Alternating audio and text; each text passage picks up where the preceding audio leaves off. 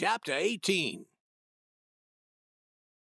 My father died in 1847, just at the very moment when our fortunes had changed and we were about to be comfortable once more after several years of poverty which had been brought on us by the dishonest act of one Ira Stout, to whom my father had loaned several $1,000s, a fortune in those days.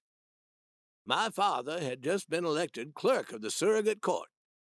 This modest prosperity was not only quite sufficient for us and our ambitions, but he was held in such high regard and honor throughout the county that his occupancy of that dignified office would, in the opinion of everybody, be his possession as long as he might live.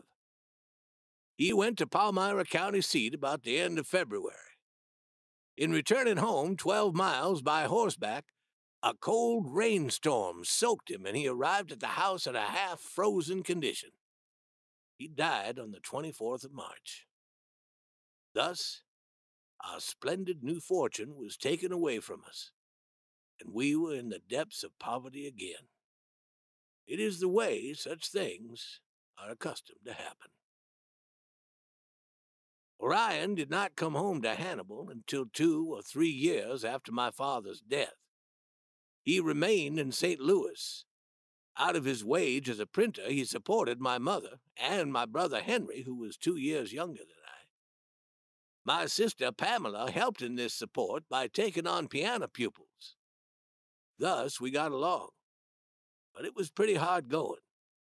I was not one of the problems because I was taken from school at once upon my father's death and placed in the office of the newspaper, the Hannibal Courier, as printer's apprentice. Mr. Ament, the editor and owner of the paper, allowed me the usual pay of the office of apprentice. That is to say, board and clothes, but no money. The clothes consisted of 2 suits a year, but one of the suits always failed to materialize, and the other suit was not purchased so long as Mr. Ament's old clothes held out. I was only about half as big as Mr. Ament, so his shirts gave me the uncomfortable sense of living in a tent.